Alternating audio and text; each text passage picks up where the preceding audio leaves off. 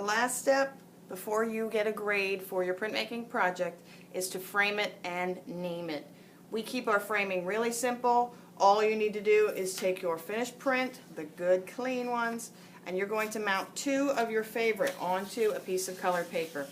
You need to choose not only a color that works well with your design, but you need to use a piece of paper that is the correct size. If your piece of colored paper is the exact same size as your piece of printing paper, there really is no point in framing it with this size. You can't see that color, so all you're doing is creating a backing. What you want to do is you want to take a piece of colored paper that is larger than your print.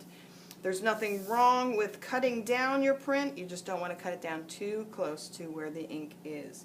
This little guy and this little guy, your color choices are going to be up to you. What I like to do is I always like to test them out on several pieces of paper just to see which one I like better. It's usually the first one I pick, but not always. If you can see, I have 3 pieces of paper here. This guy on the teal, because it's a painted background, not bad, doesn't look too bad. If I put him on the green, I kind of lose my painted background altogether and I don't really see it, and I really like this painted paper, so I want that to be part of my accent. And of course, since he's printed in purple, I grabbed the purple paper here to check it out. So I think I like this on the purple paper. We're going to use that, and since it's such a small piece of paper, what I'm going to do is double frame it. This is optional.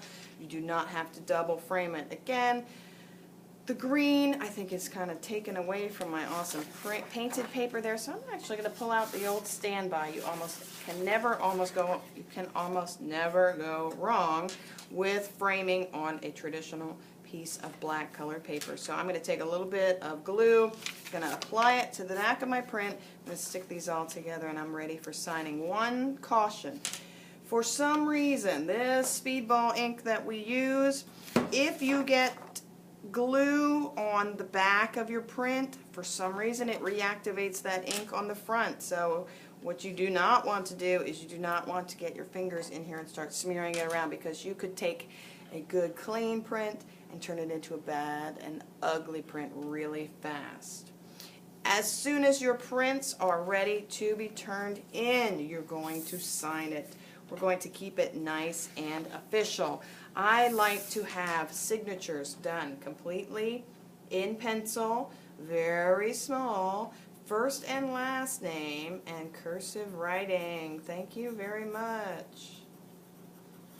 If you are feeling extra fancy, you can write down the date in which you have created this lovely print, February, February,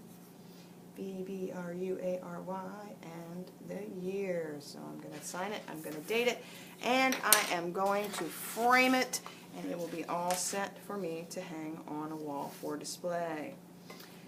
Thank you very much for keeping an eye on all of our printmaking videos, and I hope you come back soon for the next stage in printing. Bye-bye.